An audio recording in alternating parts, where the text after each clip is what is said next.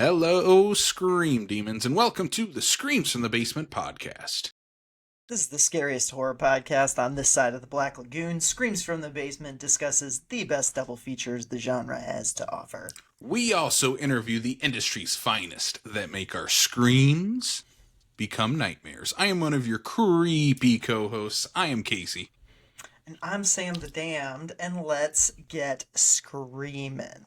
Let's get screaming as today's double feature is taking us into the world of video games. It's taking us into the digital world. Not Digimon, world. like not that digital world, but the digital world of video games with 1993's Arcade and 2006's Stay Alive. Two killer horror video games that come to life, and if you die in the game, you die in real life. Yeah, one of the coolest concepts I think that a horror movie can have is like a killer piece of entertainment. I love stuff like The Ring, where it's a killer VHS, or these movies where it's a killer video game. Because if you're watching a horror movie like we are, chances are you love physical media of some kind, and the idea that that physical media could turn on you and kill you is terrifying. But also, I would love it if life all of a sudden became more like Mario Kart. So, I don't know. Yeah, this is a double feature where it's one of those where one of us has watched. It's a combo double feature. Each one of us has picked a movie for the other one to watch for the first time. My pick in this episode was obviously the Full Moon Films classic Arcade. Yeah. Yours was the mid-aughts Frankie Muniz movie Stay Alive. The masterpiece of B-movie cheese. Yeah. Yeah. We're talking about two auteurs of low-budget cinema today. Albert Pune and William Brent Bell. Yeah, absolutely we are.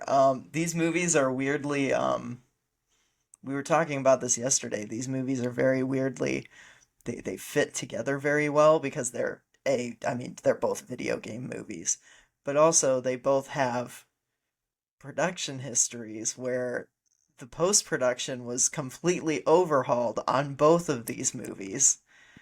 And so much so that there's two cuts of both movies. Of both of these, yes. And I think we watched different cuts for both of these movies.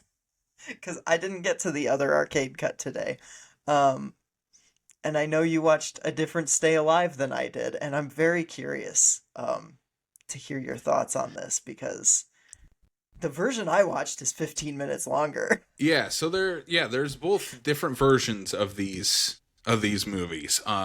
The biggest one, so I watched the scenes from both versions of both movies. Mm-hmm. Arcade is a little easier to do than Stay Alive, where Stay Alive literally adds characters into it, and we'll talk about that later on. There's a whole subplot that the director's cut gets into that the theatrical cut does not. Versus Arcade, where it's just the special effects and some dialogue changes. Yeah. But Sam, are you ready to jump into Arcade? Are you ready to go to the arcade? Are you ready to go into Dante's Inferno? Yeah, let's do it. Let's do it. So we're taking it back to 1993, the year of our Lord, aka the year Sam was born. 1993. Yeah. We're jumping into Arcade, year. Directed by Albert Pune. You might know that name from other Full Moon films such as Doll Man. He also did the Jean-Claude Van Damme classic Cyborg as well. So, and he also did, we talked about this. Go ahead, Sam. The 90s Captain America with J.D. Salinger's son as Steve Rogers, which is a very guilty pleasure of mine. I love that movie. Yeah. Albert Pune, kind of the king of 90s straight-to-video movies in a way. Yeah. Yeah. It's straight schlock, but it's good stuff. It's good stuff. He's a good director. He's a good director, and we'll talk about it here in Arcade. The movie is written by David S. Goyer, which we've talked about on this show previously when we did our Full Moon introduction for you type episode when we talked about demonic toys. Yep. but that name might ring a bell because he also wrote the Blade movies. Dark He Knight wrote the trilogy. Dark Knight trilogy, Man of Steel. So, like, the guy went on to make big Hollywood films, a big name in the comic book world, especially. Got to start here with Charles Band in the 90s. The film stars Megan Ward as Alex, who is a troubled teen after the death of her mother, which we'll talk about. And the movie opens up with literally the death of her mother in this fun arcade movie. It's a really fucking dark framing device. Peter Billingsley, you might recognize that name as Ralphie from A Christmas Story. He plays Nick, the cocky turtleneck-wearing gamer. John DeLance as Difford. He is the tech suit creator of the game arcade. And a very young Seth Green as Stilts. He is the smart-ass sidekick. He's Seth Green in this movie. Sam, what the hell? He's barely in this movie. He's barely in this movie. He's the smart-ass sidekick for, like, A scene and a half. 2/3, yeah. But Sam, what is arcade all about? Well, a group of teens begins to get Freddy Kruegered by a VR console game with very early graphics, and it's up to video game noob Alex and her friend Ralphie, Nick, to save the souls of the children that arcade has stolen and uncover the mystery of arcade along the way. It's got batshit lunacy, like bio-electric science mumbo jumbo in the back half. It gets crazy. It's fun. It's arcade. Arcade. So this is a second time watch for me. It's kind of funny. So as we are talking about this year, Full Moon has done a restoration of Arcade, which from what I understand, what Full Moon's been doing, and previous guest of the show, Danny Draven, I know worked on the behind the scenes of the restoration. So from what I understand, they did take some of the negatives, the original negatives of the movie, to restore it. But I also think they used a little AI to restore it as well. Yeah, I've seen the restoration clips and stuff, and it definitely has that little bit of a sheen over it. Just to clean it up type thing. Yeah. So it definitely feels like they used a little bit of AI in the and they might have used it just on elements transfer. that they might not have had. Yeah. Because, like you said, this is a straight-to-video movie from the 90s. Like, the elements there, even if they have them, are probably not high quality. Like, they're straight-to-video movies from the early 90s. Yeah, so the only version that is available up until this weekend, unless you want to buy that physical version from Full Moon, is a standard definition DVD that's been out for forever. There's this SD version on Amazon and Tubi and YouTube, like wherever you find your movies, there's that SD VHS version of the movie. But as we're dropping this episode, Full Moon is dropping that restored version, the HD version, up on Full Moon Features on their streaming service. So if you want to check out the movie in all of its actual glory, check it out that way. Which I do plan to watch this restored version at some point. Yeah, absolutely. But yeah, so let's jump into this. This is my second time watching this movie. This is the first time watch for you, Sam. What were your initial thoughts on Arcade? Through no fault of the movie, I fell asleep 20 minutes into my first viewing of this, and had to rewind it and watch back from about 20 minutes in. I love early CGI movies. Like, The Last Starfighter is one of my favorite movies ever, and it's mostly because, like, the CGI graphics in that are, they're worse than this. Yeah. Because that was almost a decade prior. The original Tron has always held a big place in my heart, and we'll get into Tron, because it directly deals with this movie. But I love stuff like this. I love movies that take virtual reality and do something with that. There were a lot of times watching this that brought to mind the Community episode where the dean gets a VR headset and goes nuts in the VR world and Community. I I'm a sucker for this stuff, and it Where was it's like it that was I think you should leave sketch where Tim Robinson yeah, wears the VR headset right. to go grocery shopping. Yes. Um, Dad, breathe. I love it. It's great. It's kind of slight for what it is, but that's a straight to video movie from the early 90s. I loved Peter Billingsley in this. I thought he was great. I wish he did more. I wish he did more horror, honestly. But yeah, I liked Arcade. Casey, how about you? Second time watching it, what was it like? Yeah, this is one of those weird full moon movies that doesn't really fit in their canon. Because what Yeah. what do you think of with full moon movies? You think of usually tiny creatures, Mm-hmm. boobs, And like a fantastical element, and a not necessarily fantastical element. sci-fi. Yeah, Like even something like Trancers has a little bit of like creature stuff in it. You know yeah, what I mean? Like yeah, yeah. And this yeah. does not have that. This This is straight up sci-fi. Yeah, straight sci-fi. Yeah, sci-fi horror, definitely in the Yeah, sci-fi yeah. horror genre, but plays it all straight, Hmm. very straight. And we talked about this. It almost feels like an episode of Goosebumps or Are You Afraid of the Dark? Yeah, yeah. And I think part of that is just the production value in general, the time period that it was made in. Our main And then characters are teenagers, which we didn't get a whole lot of in full moon movies, which is kind of yeah, surprising. and because of that, like you don't have like the nudity that Full Moon is known for and that kind of thing. It's kind Aside of an from a few, outlier. I was gonna say, aside from a few f bombs, like Hmm. this could have been a PG-13 movie. Probably would have been smart to make it a P. I think they probably should have just made it a PG-13. Yeah, I agree with that. Because none of the violence is all that graphic either. I Well, mean, besides the opening. yes, there's that, but that should have just been cut out of the movie entirely. Yeah. So maybe trigger warning right here for the opening, and this comes back into Yeah. the third act of the movie. Um, Alex's mom unalives herself right away in the beginning of the Hmm. movie, and Alex has a nightmare about that, which does come back into the third act of the movie as well. Yeah, they It's go back to it again. yeah, it's very graphic. Hmm. Yeah, I don't know. It was kind of weird because I was preparing myself for like a fun sci-fi horror romp, and it opens with that, and it's just like, why? This movie has a mood about it. It's very Yeah, grungy. yeah. It it wants to be way more serious than I think it has the gravitas for, I guess, if that makes sense. Yeah. Like it feels very low stakes for as high stakes as they try and make it. It's definitely a David S. Goyer script.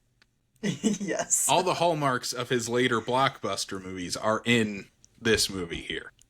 I Yeah. would say The Demonic only Toys also had that. That was something we talked about when we talked about Demonic Toys, of like, this plays it very straight. Also, Mhm. David S. Goyer loves a little child speaking in like a demonic voice, Yes, he because this does. movie has that too. Yeah. um yeah.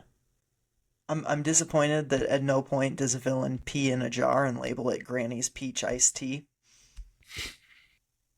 I don't think he wrote that one, did he? He did. He's Man credited versus on that. Man, Uh Batman versus Superman. yeah, Dawn of Justice. Is he? Oh, okay. He's credited in it.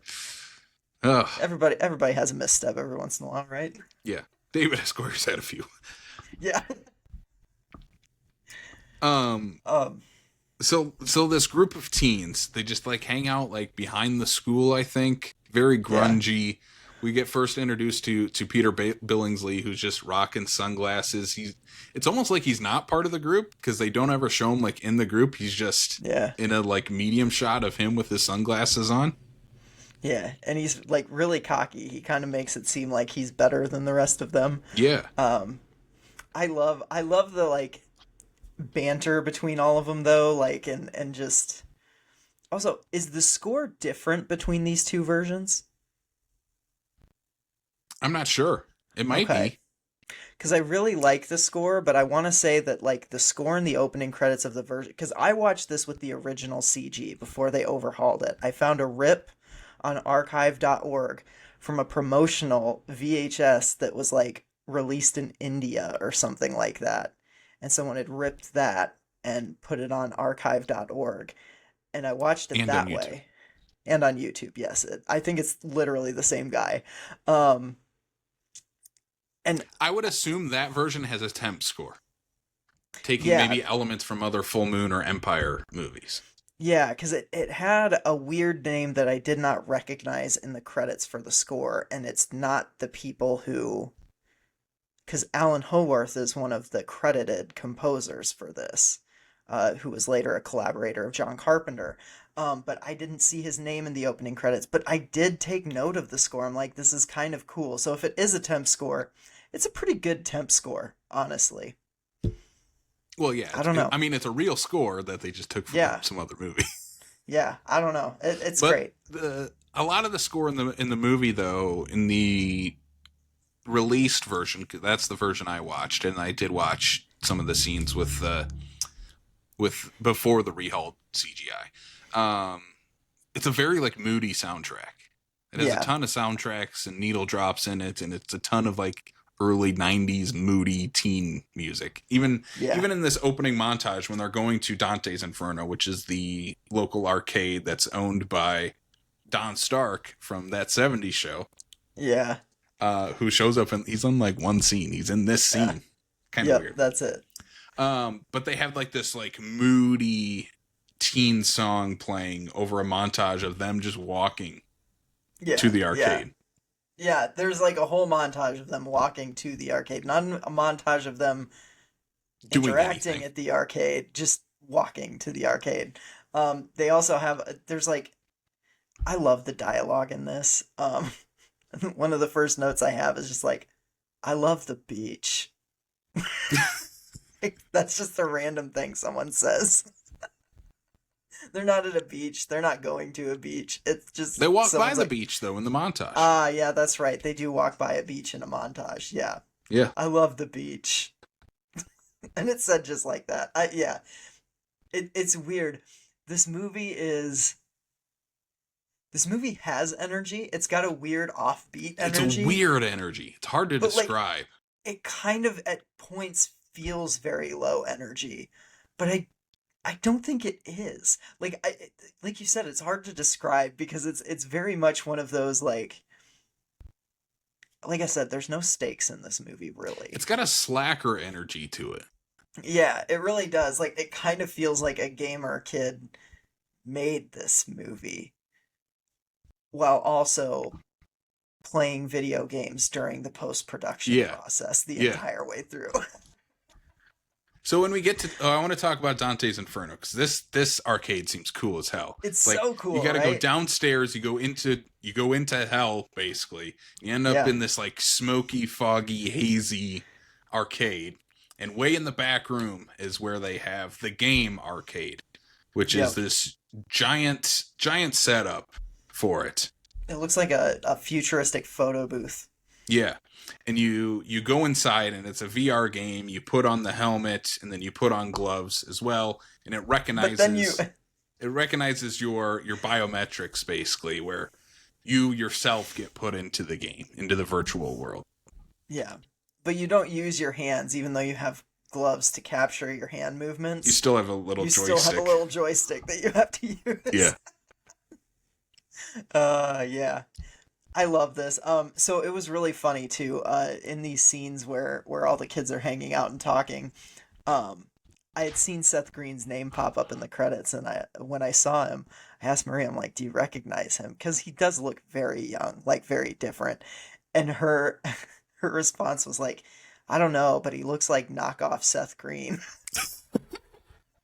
He's Seth Green, but he has the guy from Halloween Town 2's haircut Yes, with 100%. like Because this the it giant orange split.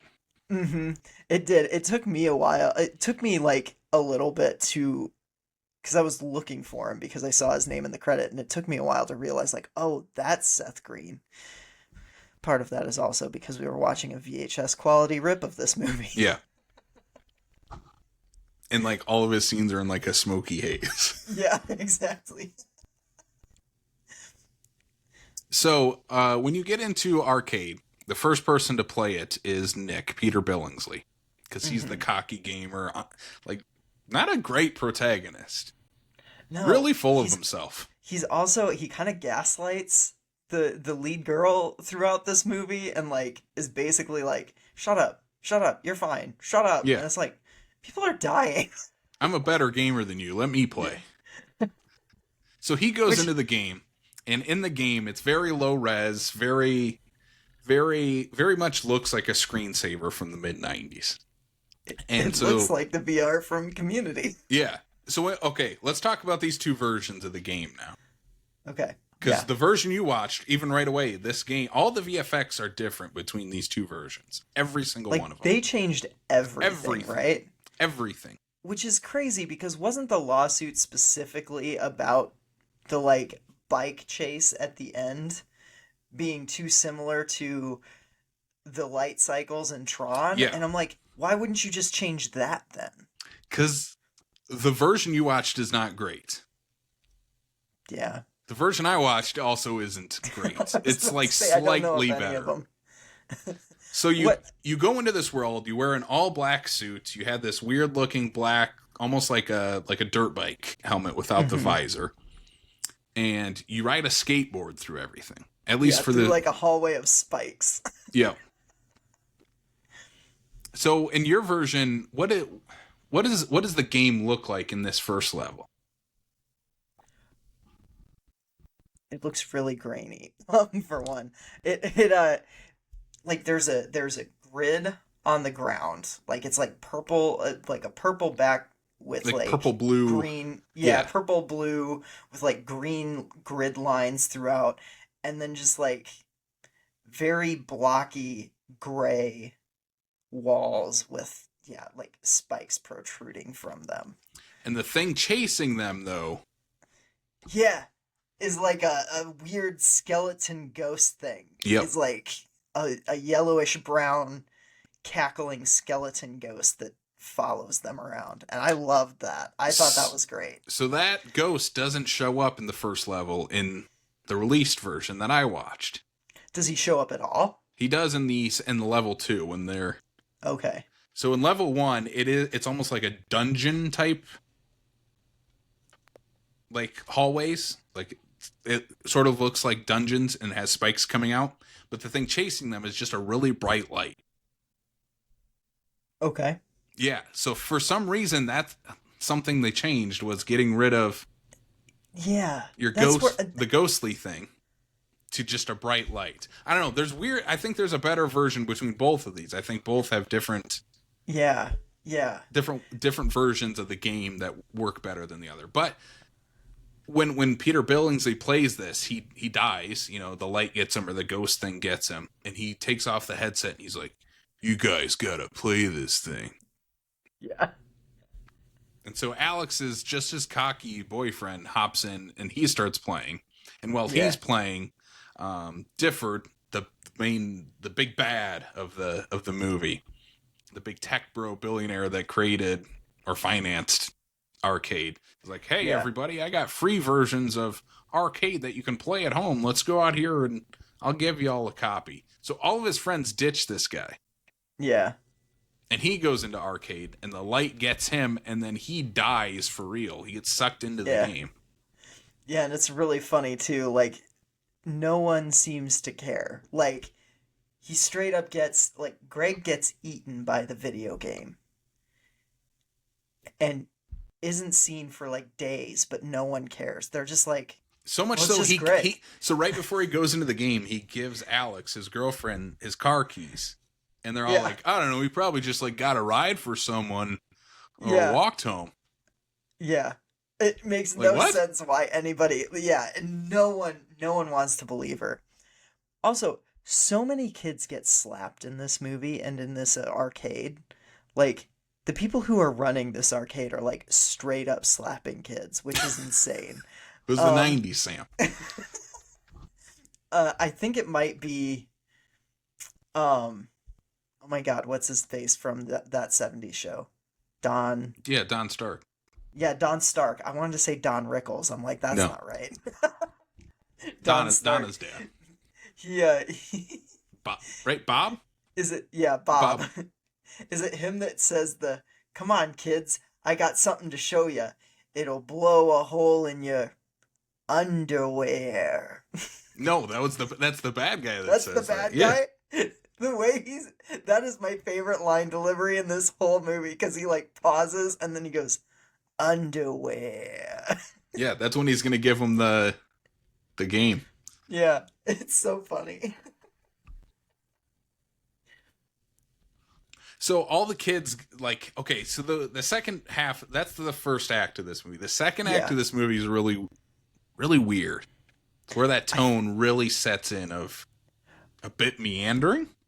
Yeah, well, I feel like you don't really see much of like the kids actually getting sucked into the game. You see like one, and it's a genuinely upsetting kind of sequence I or think it's the visual. best sequence of the movie Yeah, it really in is. many Like ways.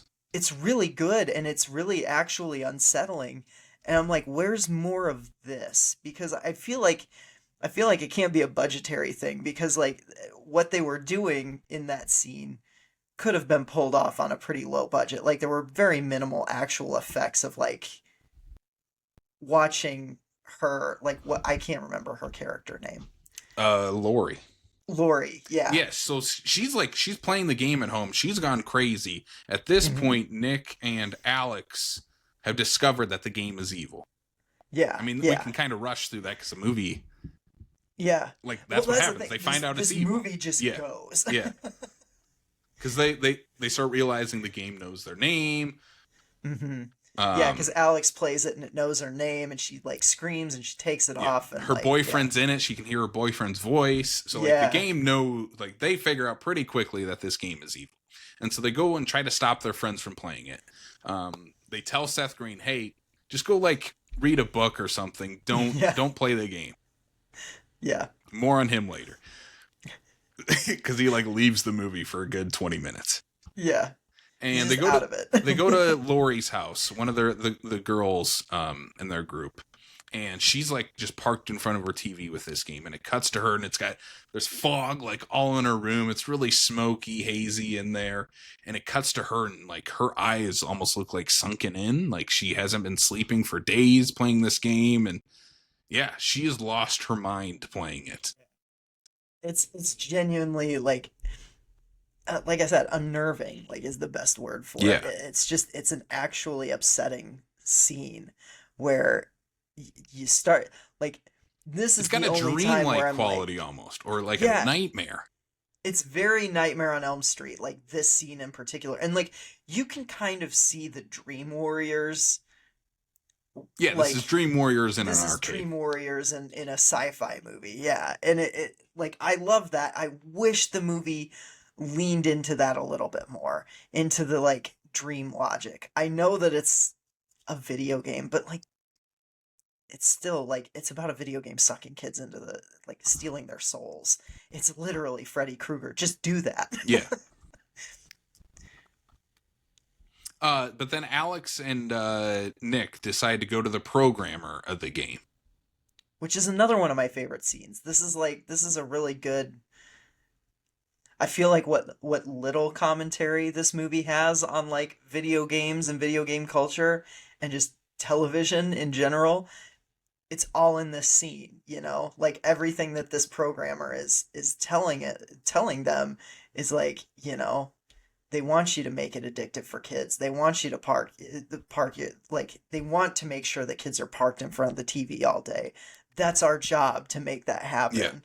And And the I game love needs to that. be hard. Like you can't be easy to beat, so you keep playing Yeah. it. Yeah, exactly. I love this scene and it's pretty atmospheric. Like I think the guy who is playing the programmer is genuinely like giving a very good performance. And not given enough to do. No, By the I third agree. act, he's kind of just doing programming mumbo jumbo. Yeah, he's hot wiring laptops essentially. Yeah. I'm doing my best. But he lays out kind of the game plan, the rules of arcade. And there's 7 levels. And if the screamer or the light, it's a screamer that shows Yeah. like every level after in the version I watched is the screamer. Yeah. It's so weird that it's a light in the first one. Anyway, so if the screamer catches you, you die, and then the final level is basically inside Arcade's brain. Yeah.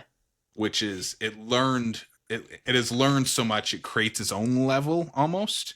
Mm-hmm. It's kind of how he describes it. Yeah. It's like kind of AI. It's very much in that. Yeah, it and learns as you play it. Mm-hmm. And you get the. Is this the scene too where you get the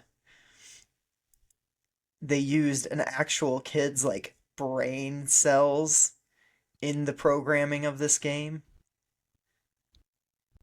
I don't know if that's in my version.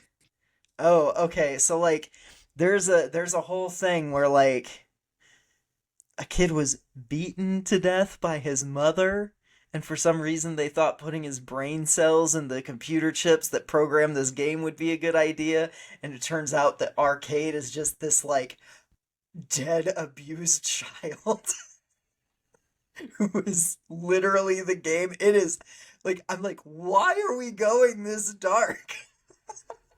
And we get to see that kid later on. He talks in a little demonic voice. Yeah, it's pretty fun. Yeah. So Nick and Alex go back to Arcade, and they're like, all right, we're going to beat this. Nick's being a little bit of a dick, where he's like, I'm just going to go in because I'm a better gamer than you. It's like, why wouldn't you both play? Like, if it's a co-op game, like, why wouldn't both of you go in?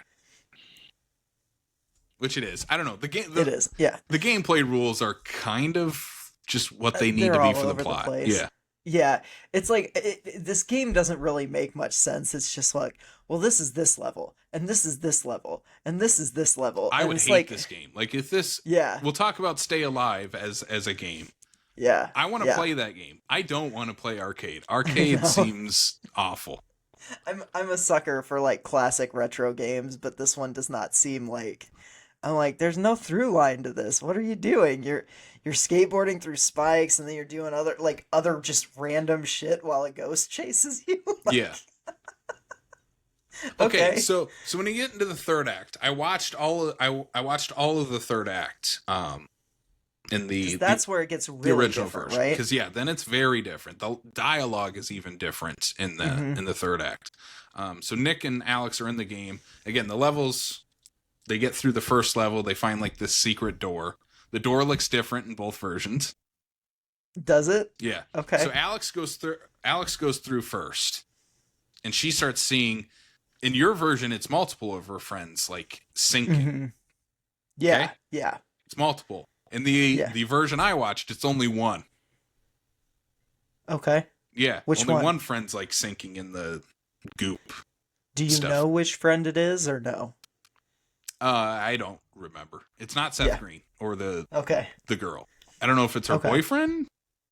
It's probably her boyfriend, right? It must be that's her like boyfriend. Kind of the inciting incident. Like, it's her wanting to get her boyfriend back. But when Peter Billingsley makes his way into level 2, he gets scratched in the back. Yep. And what does he say in yours? Like, damn thing got me or something like that? Yeah. In the version I watched, it was, oh, this is real. Really? And I'm like, that's such a big difference in dialogue. Yeah, that's a huge difference in dialogue. Do you wonder, though, because, like, Billingsley helped with the overhaul of the post-production. Do you think he kind of had input on some of that dialogue, especially since a lot of it is his? He might have, to maybe give his character a little more character.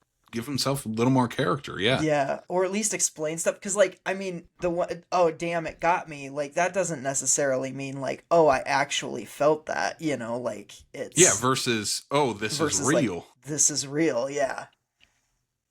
This isn't a dream. This is real. This is real. But during this scene, he's like staring into this orb for some reason, and he's about to get attacked by the Screamer. Yeah. And he gets escaped from the game, from the programmer in real life. Yep. Somehow the programmer has fixed his escape button so he can escape from the game. But then the programmer's like, well, I could only do it for you. The game then learned. I'm like, what? Yeah, because the game is just always learning. That's how they get around it. Yeah. So now you just have the final girl, Yeah. and she's got to do. One of my favorite scenes in this is the boat scene. The riddle. Yeah, the riddle. The one always tells the truth and one always tells the lie. Yeah, yeah. Which is this a riddle? I don't know. It didn't make a whole lot of sense to me. I was also like, think it's different in both. is it really? Oh my god, this is insane. Okay, I so can't wait to watch the other in your version, one of them tells the truth and one of them tells a lie, and she asks which way she has to go, like left or right or something. Yep. Okay, so that's the same. The part that's different though is this is where Seth Green shows up again. He's one of the people. Yep. Yeah, he's one of the people. He's one of the guards that tells the truth or whatever. Oh, that's right. That's right. We don't see him die. We assume that he went home and played the game and died, and now is I guess. Yeah. Yeah, it dives off screen. Like it could have shown that. Yes. But when she gets across the river, they find this little boy in the river.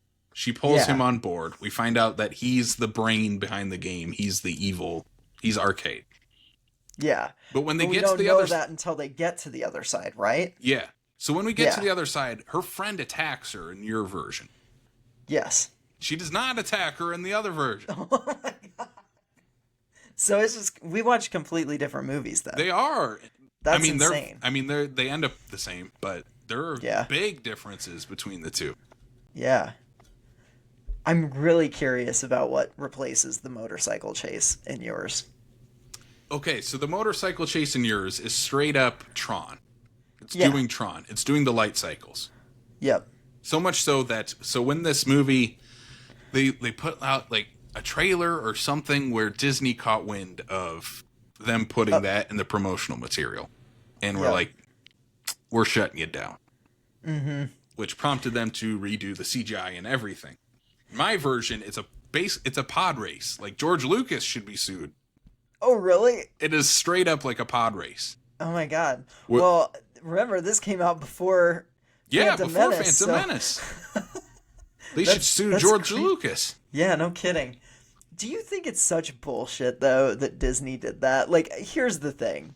Full Moon is not your competition. Yeah.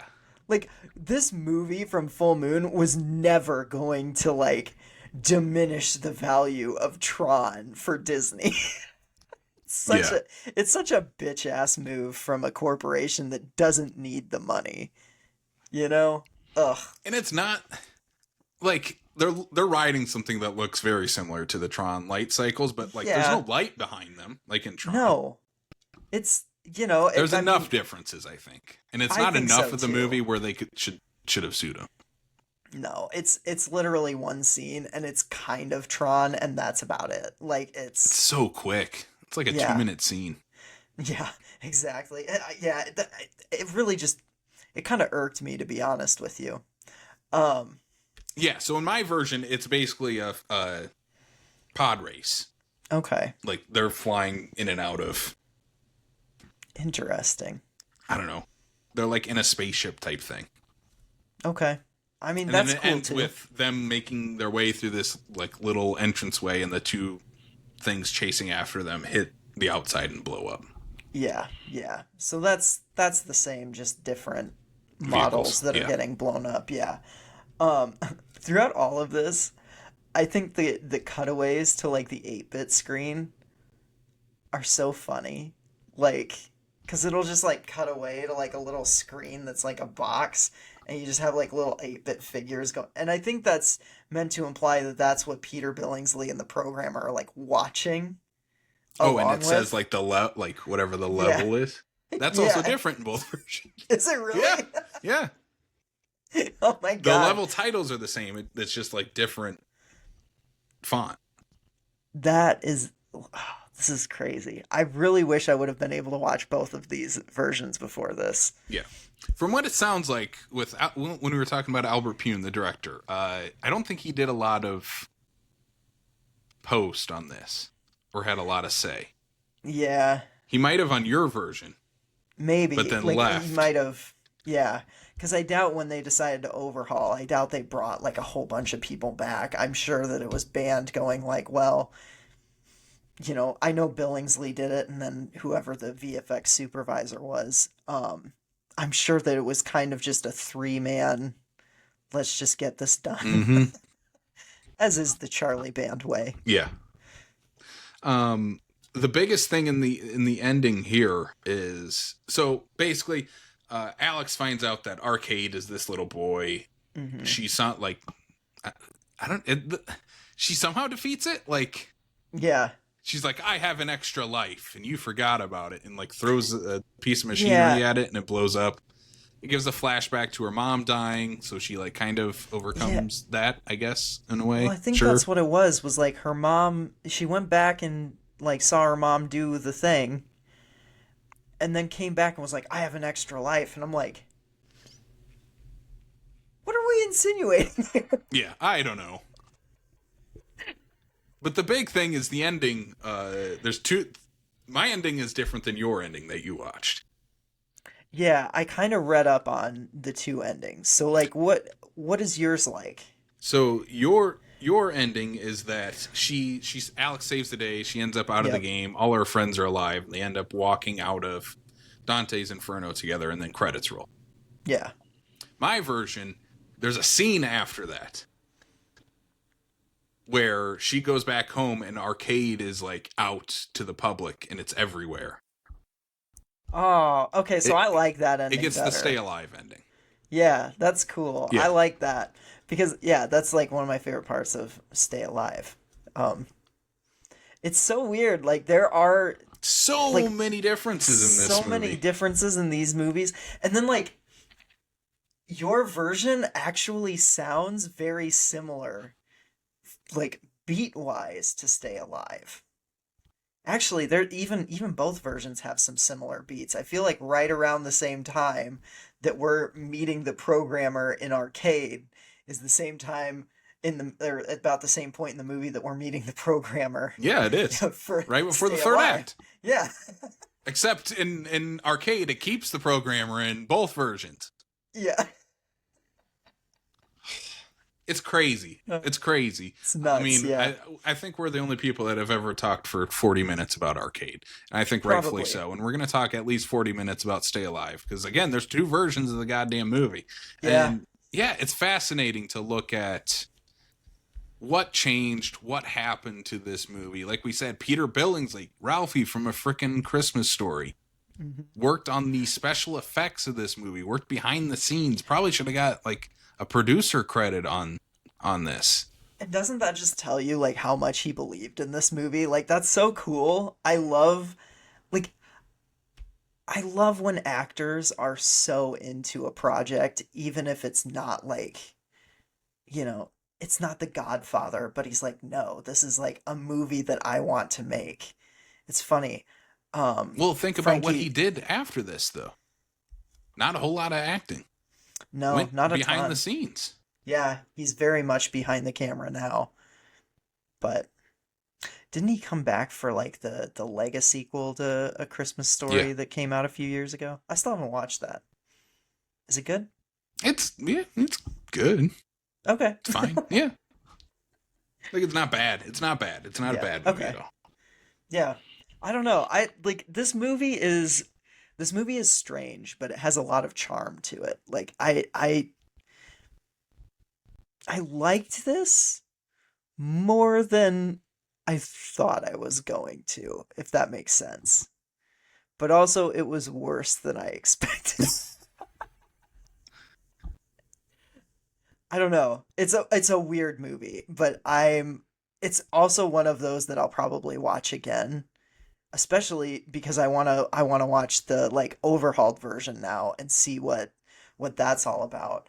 Um I don't know. It's just fascinating. It'd be cool if someone made like a super cut where they took the best elements from both and just like tried to make a Frankenstein of a Yeah. cut. You Like know if what I Peter mean? Billingsley came back and this is the Ralphie cut of the movie. Yeah, Release the yeah. Ralphie cut. Release the Ralphie cut, exactly. Well, Sam, what's rating are you giving Arcade? How many light cycles are you giving this movie? I'm giving it 2.5 knockoff light cycles out of a possible 5. This movie's fine. It is it is one that I'm still recommending even at 2.5, Yeah. mostly because I'm like this kind of movie very much is my type of movie. I love these early CG experiments. And I think if you like B movies, I think if you like sci-fi, I think if you like seeing how far we've come with like CGI, this is a no-brainer. Like you have to watch it. It's a piece of cinema history, even if it's a direct-to-video '90s movie. Um, so yeah, this is a 2 out of 5, but it's also a solid recommendation. Casey, what about you? Yeah, same here. I gave it a 2.5 out of 5. Or a two And and a half? Yeah, yeah, that's yeah, it doesn't, and that doesn't sound like a high score at all. But looking at it objectively, it is a 2.5 star movie. But there's so much to dissect and unpack while you watch this movie. I mean, again, we've been talking about this movie for 45 minutes now, and yeah, there's just so much to discuss while watching it yeah, and looking at it. And it feels like this does feel like a movie. If you're interested in making movies, this is kind of a movie to study in a way. yeah. Oh, for sure, for Or if sure. you love like production stories, this is another one of those that you can dive into both versions of the movie and then watch the HD transfer and then watch the video zone on this. That's why I want Arcade. We talked about this with Justin Beam, who did the Full Moon Fright Box for Yeah. Umbrella Entertainment. That's why I want Arcade on the next box set that they do. This is Yeah. just one of those, like, I need to know the making of. I need like an hour-long making of documentary. Ralphie, get on Mm-hmm. it. Yeah, 100%. Like, I think that this is one of those that deserves a Blu-ray release that actually dives into the background of this. And even if they can't, even if they can't legally release both cuts on the Blu-ray, like that doesn't bother me. But I'd still like to hear the stories, like Yeah. from the actual people, because there's surprisingly little on actually how much changed, you know? Mm-hmm. Like There's a little in it's Charlie, like the snippets that I've gotten on this are in Charlie Band's book. yeah, yeah. He In talks about it a little bit. in that's Confessions of a Puppet Master is his book. What's the Empire book? Anyway, the Charles Band Yeah. Empire book, and then the Video Zone. And the Video Zone is like while they're making the goddamn movie and shows the original effects, but Right. it doesn't talk about the changes that you'll see in it. So I don't know. No. There is so much left to be discovered about Arcade still. Yeah, for sure. All right, Sam. Well, let's get to our first ad read before we hit continue on our It's video game fitting, episode. isn't it? It is fitting because we've joined the Full Moon Army and we want you to take advantage of our exclusive offer for listeners to Screams from the Basement. Full Moon Features, best known for their video aisle classic franchises such as Puppet Master Subspecies and the Evil Bong series, as well as Arcade, is offering 10% off every order on fullmoonhorror.com when you use our discount code SCREAMS at checkout. This goes towards all in-stock items, including Blu-rays, DVDs, replicas, action figures, and so much more. Again, visit fullmoonhorror.com and use promo code SCREAMS at checkout to save 10%. Links in the episode description. All right, Sam. Well, are you ready to continue our video game episode? I'm 100% ready to continue. Let's talk about this bitch. I am so excited. We are staying alive. Staying alive. I'm Staying alive. I've been wanting to cover this on the podcast for so long. This is a staple in my household. And I'm gonna spoil your thoughts. I'm just glad you liked it. I did. I'm so fucking glad you liked it. This is a movie that I hold so near and dear to my heart. So Casey, let's talk about Stay Alive. Stay Alive 2006, directed by favorite of the show, our boy, William Brent Bell. Yeah. WBB is back, baby. Is this our first William Brent Bell, like, official episode? It might be because we didn't actually cover Orphan First Kill. We just talk about that one a lot because Yeah, we it's got Orphan fantastic. First Kill, The Boy, The The Boy Boy. 2, Devil Inside, Ugh. Separation. Yeah, yeah. He did another one, The Lord of Misrule, Yeah, I haven't seen that one recently yet. that I need to see because it's like it's supposedly folk horror, and I'm like, Yeah. yeah, I'm William down Brent for a Bell doing William folk horror? Brentford. Yeah. Yeah, like hell yeah, let's do it. We should cover that sometime. Let's do it. Written by Well, here's the thing. We've talked about this for years of doing a William Brent Bellathon. And we just like Yes, sit and watch like all of William Brent Bell's movies. I don't know why we settled on him and his filmography, because we're crazy. because we're crazy and we love it. It's fun. Like, I don't know. Yeah, So at some milestone, we'll have to do the William Brent Bellathon. yeah, yeah. It'll probably be on Patreon, so you should join Yeah, now so that you're that ready can for be when our maybe that'll the be our Bellathon happens. Yorkie-thon, just the William Brent Oh my Bellathon. God, yes. Yeah.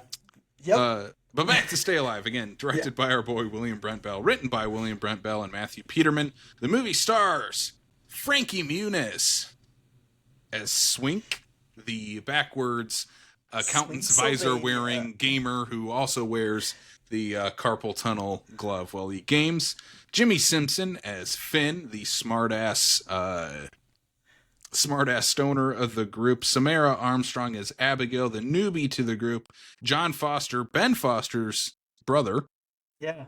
Who Ben Foster was supposed to be in this movie and then gave it to John. Yeah. He's like, this I'm is going to go better do for X-Men you. The Last Stand instead. I think John got the better end of the deal. Stay Alive is way better than X-Men The Last Stand. We'll talk about it. John Foster plays Hutch, our lead character of the movie, and Sophia Bush as October, Yes. the gamer girl and sister to Finn. And last but not least, Milo Ventimiglia. Oh my God, I can never pronounce his Ventimiglia? Ventimiglia. Yes, as Loomis Crowley, our red herring at the beginning of this movie. Yeah. He's the Drew Barrymore. He's the Drew Barrymore. Yeah, that's why I wrote him in the credits of this. And I'm like, oh, he's not in the movie anymore. He's not in the movie at all. Yeah. He's like, at the time, he was like the biggest name of the cast, I feel like. Yeah. And I, like, so. Because Heroes on? Yeah. I think it was like, because Heroes was like 05, 06, right? And this was 06. I'll look it up. But I'll look that up while you're gonna tell us about what Stay Alive is. So Sam, this is a movie you've been wanting to talk about for a while. What the hell is Stay Alive? Well, when an eclectic group of gamers with incredible names and even more incredible fashion senses encounter the game Stay Alive, they learn a horrid truth. If you die in the game, Casey, you die for real. What? They then band together to uncover the mystery of this horror video game that cheats, bitch. Stay Alive. Stay Alive. Yeah. This is a movie that I watched for the first time at a friend's house. It was one of those, like, we had rented a couple of horror movies. In middle school, I gamed a lot. I would never have considered myself a gamer, but I had a lot of friends who were. So I'd go over to friends' houses, we'd game a lot. So when this movie came out, it was like a no-brainer. We were like, yeah, we're gonna go rent the video game horror Killer video movie. game movie. Yeah. I loved this movie. Like, it scared the shit out of me. Like, the first time I watched it, it was like, what, 06? So I would have been 13. I was terrified. Like, this movie actually legitimately scared me. And I remember watching the unrated cut. Like, we rented the unrated cut, and then the library, because they had that weird puritanical small town rule of like no rated R movies, had the PG-13 version on DVD. And I remember picking up the PG-13 version and being like, this is good, but this isn't as good. And I wanted the unrated cut. And so I went out and I like found the unrated cut at like a flea market or something. And I watched this movie so much, dude. This was on all the time in high school. Um, and I watch this movie probably about once a year. I still have the unrated cut on DVD. I think it's the way to watch this movie. We'll get into the reasons why I think that, but like everything about this, I I convinced people to call me Swink for my entire sophomore year of high school, dude. Like there are people that still probably think of me as Swink because like at musical I was like, I'm not Sam, I'm Swink. You know? And Like, everybody's like, what are you talking about? yeah. And they just thought I made up this random name. I'm like, no, it's from this awesome movie you guys have to check out. No Frankie one ever did. Muniz character in Stay Alive.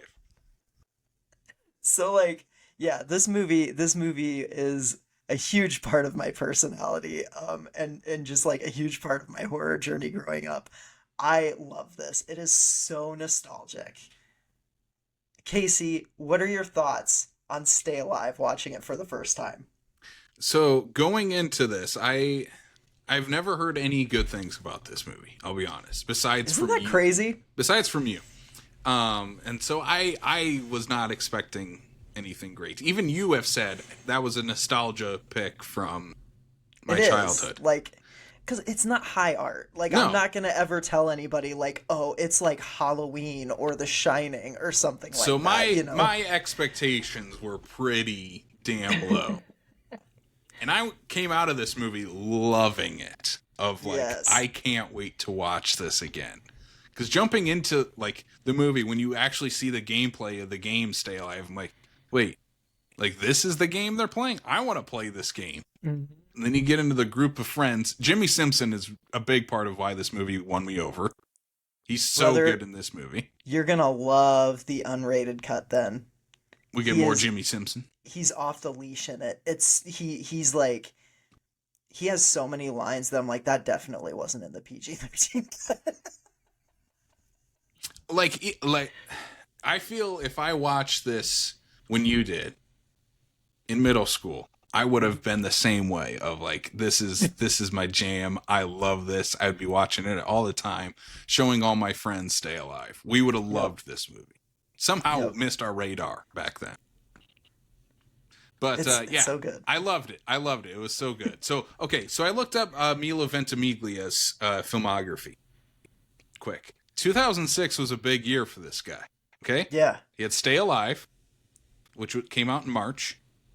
Heroes aired in the fall of 2006, the first season, That's right. Yep.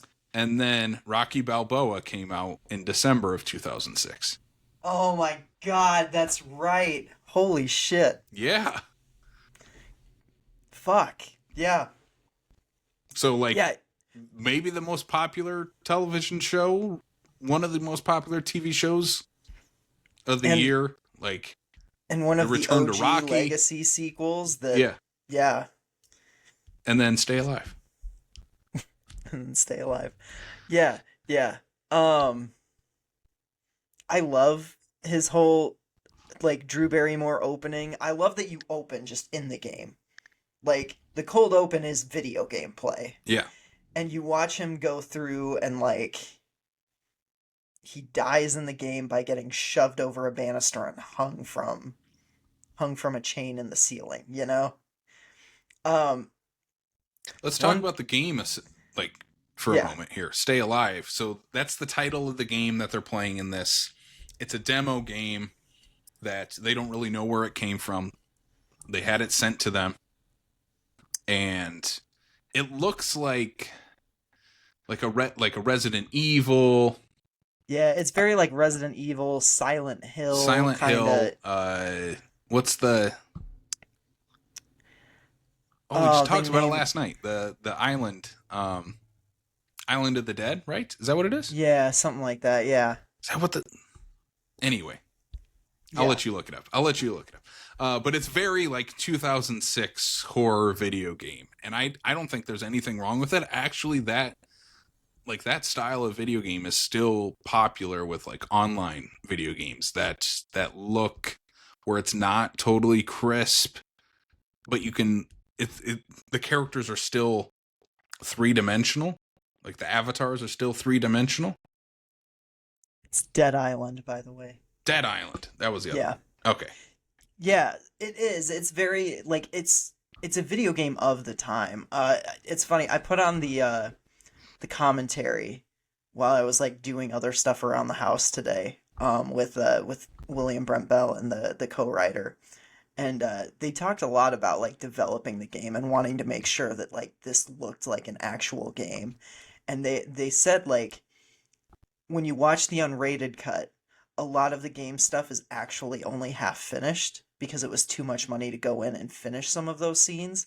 But they're like, we felt comfortable putting it out because most of it had been done. It's just that there's a little less texture, there's a little less depth. They actually said the thing that they wish they could have done more with was the actual character designs in this. They're like, we feel like we kind of missed the mark on that. They don't. They comment on Swink's character, how his like torso just looks fucking weird. They're like, a human torso doesn't look like that. But like honestly, this game, like it looks like something that we were playing at that time, you know. And so Yeah. there's it doesn't matter if it looks real or not. It looked real in the context of the time and what it was emulating, you know? Like I was like, no, this is a video game that we've played before, you know? And I think it captures video game culture of that time Oh, too. easily. Yeah. Yeah. Yeah. I mean, there's Alienware products everywhere. Like, what One of happened to my Alienware? Is that still One of around? my final notes was this movie is brought to you by Alienware. Alienware saves the day at the end of the Yeah, movie. Alienware saves the day. Is that still around? I don't think so. I Because doubt that was it. huge. It was. Oh, I remember it. It was just like it was everywhere. Yeah, and that's what they're gaming on. They also game on PS2 because fuck Xbox apparently in this movie. No, but you can still get Alienware stuff. oh, it's just not as Crazy. big apparently. I don't know. Yeah, apparently not. But this friend group, I want to talk about the friend group for a moment. Yes, we have to. Uh, Oh, real quick. yeah. The Milo Ventimiglia opening scene. You see so much more of that like sex scene between his roommate and the random girl. Oh yeah, he's like the Shining like- scene. yeah, he goes to his roommate's room. First of all, in the unrated cut, you see bare ass, completely bare ass. And the guy like turns around and like pulls the pig mask off. And he's like, "You want to join?" And like Milo Ventimiglia is like, "No." but it's so much more graphic when he comes in on their dead bodies in the unrated cut. Like there is blood everywhere. Like there's extended scenes of like the woman hanging from the ceiling, just blood pouring off of her. Like it's gnarly. The gore in the unrated cut is actually really fucking good, dude. I honestly thought it was like in the PG-13 version, it does a good job of hiding what it needs to hide. Like most of Yeah. the stuff that is cut, besides like actual characters that we'll talk about, is like dialogue, is Yes. curse words, It's a lot of curse words and nudity. a lot of Jimmy Simpson's lines get redubbed in the theatrical cut. I mean, he still has good lines in the PG-13 one. I'm gonna jump ahead and say my favorite Jimmy Simpson line, and I want to know if it was in your version. Okay. It's right before he gets run down in the movie, like right before his death scene, and he calls Swink and he's freaking out, and he goes, "Shut up! Listen, I have not tripped out like this since I ate that high-powered blotter acid at Bible camp, brother." Yeah, that's in that It's in version there. too. Yeah. It's my favorite line of his. It's so goddamn funny. It's not just summer camp; it's Bible camp. Yeah. This group of friends though, let's jump into them. Yeah. How are they friends? How old are these people? They love video games. And they did talk a little bit about this in the commentary where Okay. they didn't want them to be high school kids. They didn't necessarily want them to be like stuck in college either.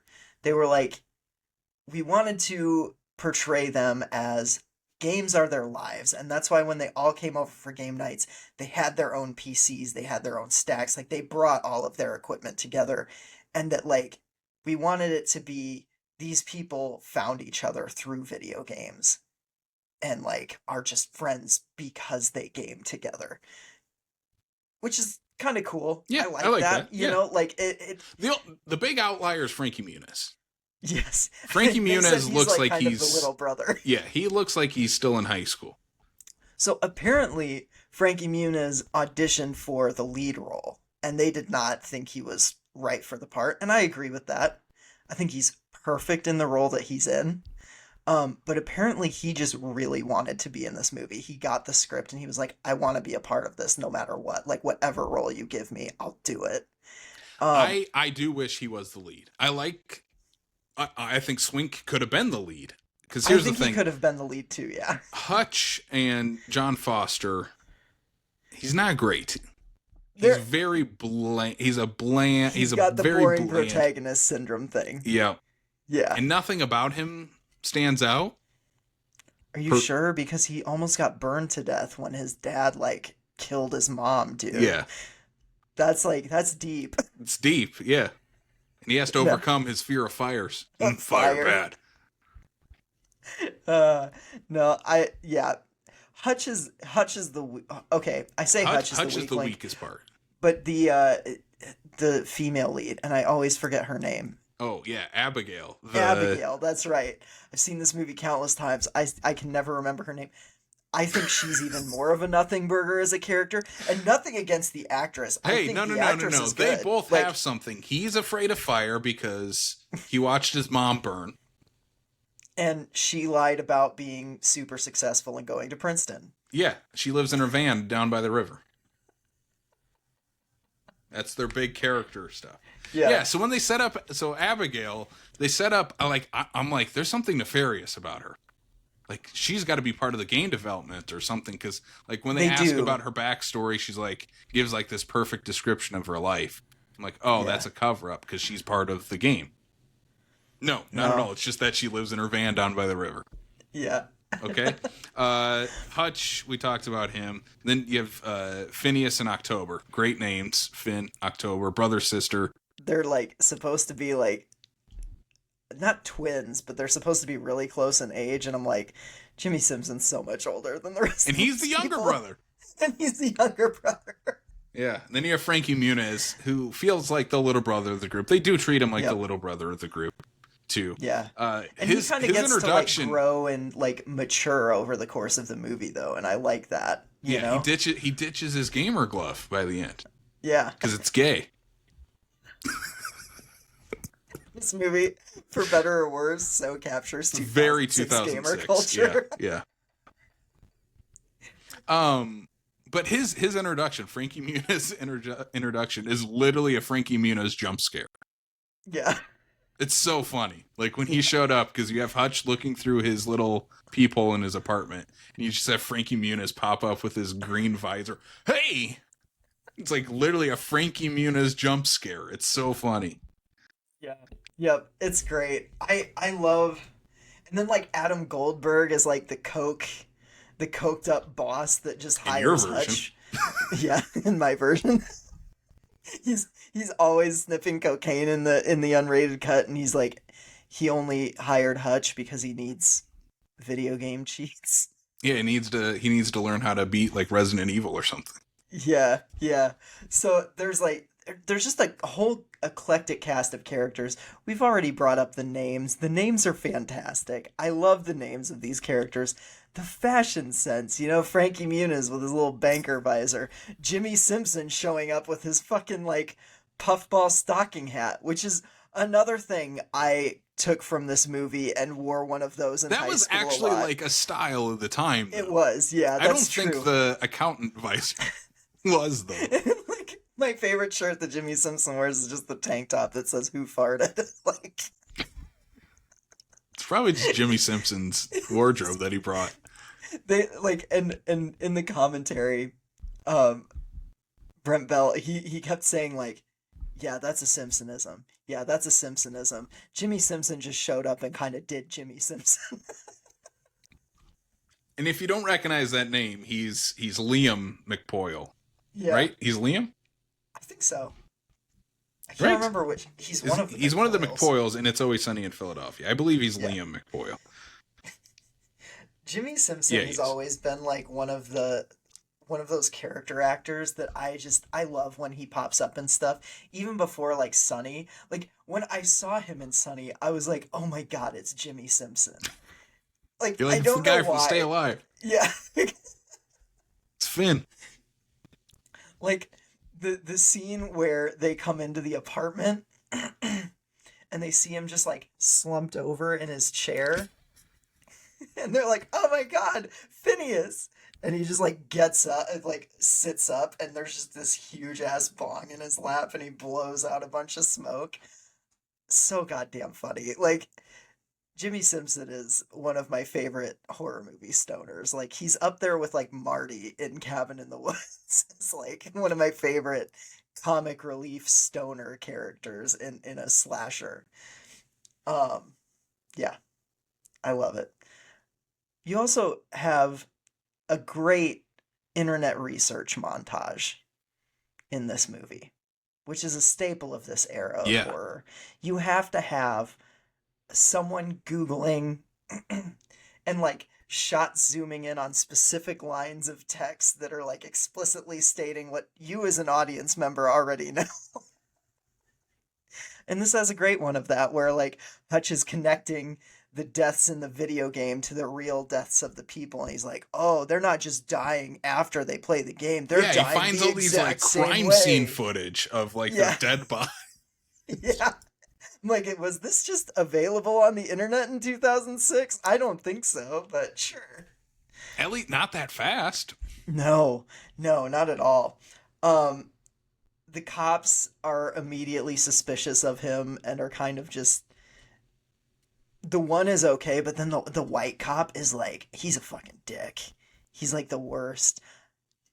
I have a question because how was his death? Was it not? So we're kind of jumping around here, but yeah, his death is he like gets like a saw death in your version where he gets like these hooks in his mouth and like torn apart. Like literally, like his face gets like burst open. Yeah.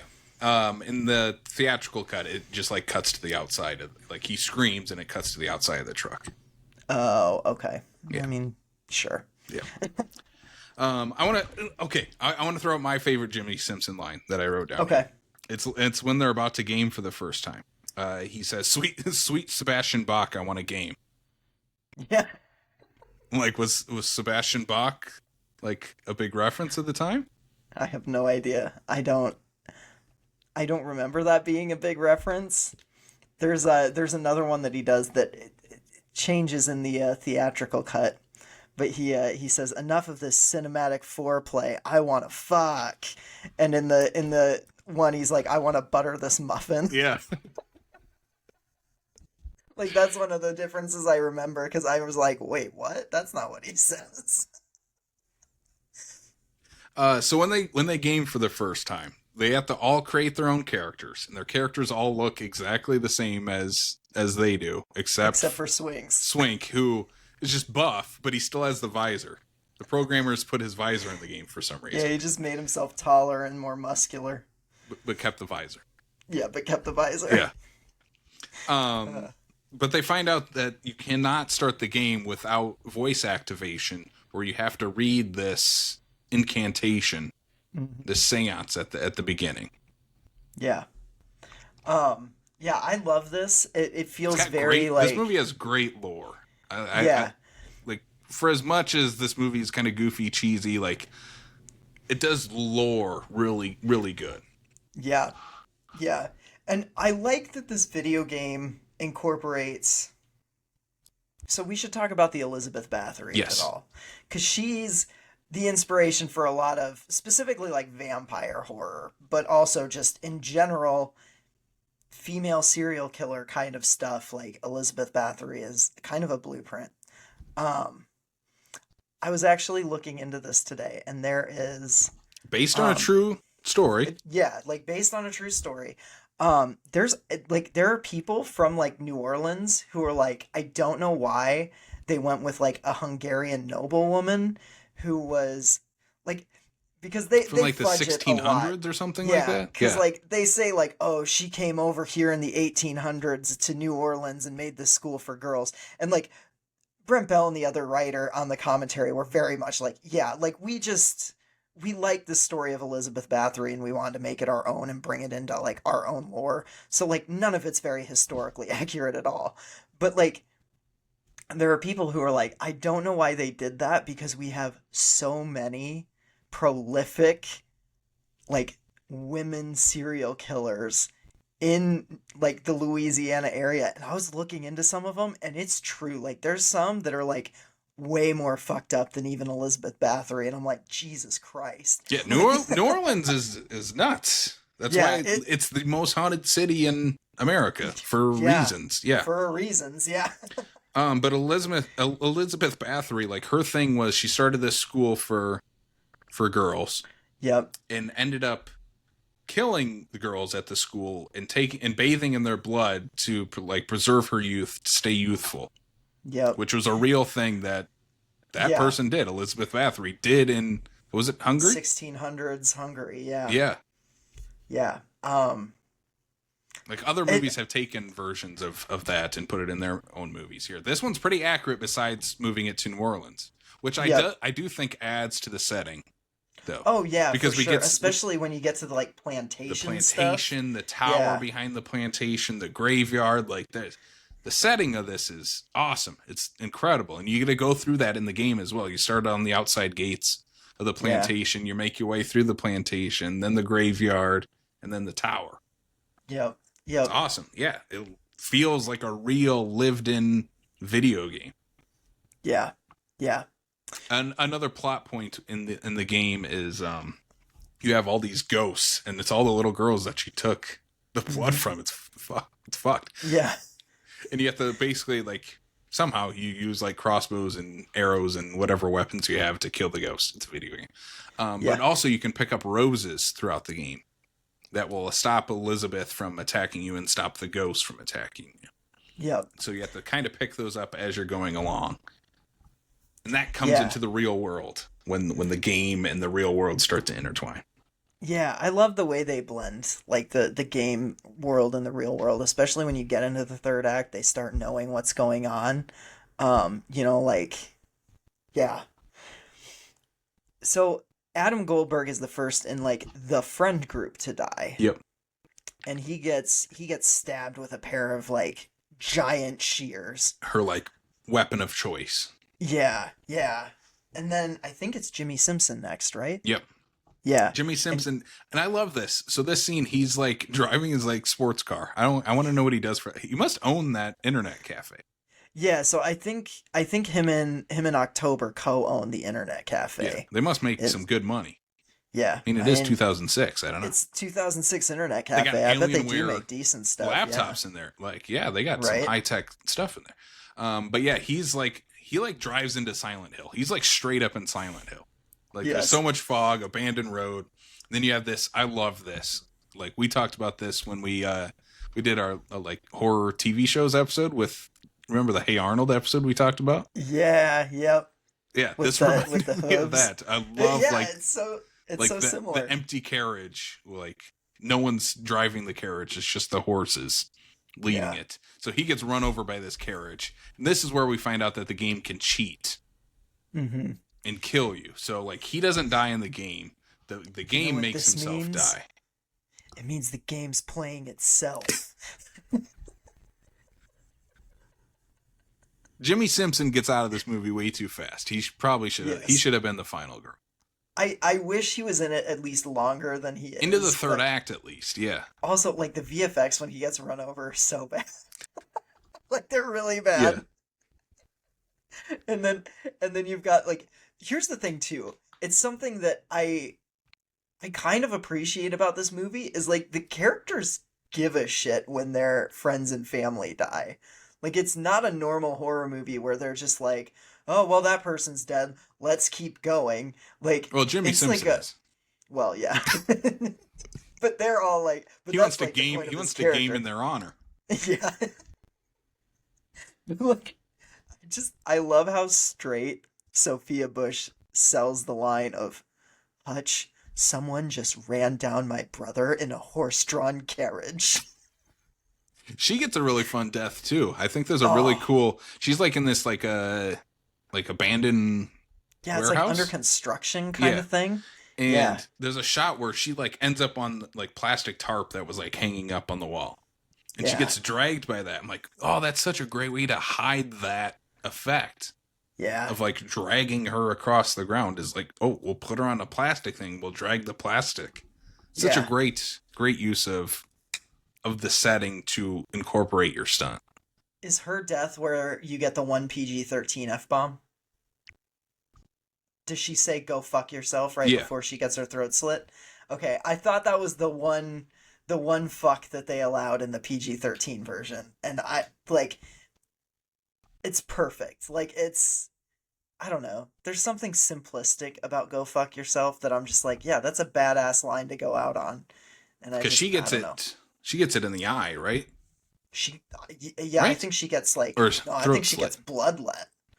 Okay, Like yeah, she's hanging upside down and like that's she's right. gone. Yeah, yeah. That's right.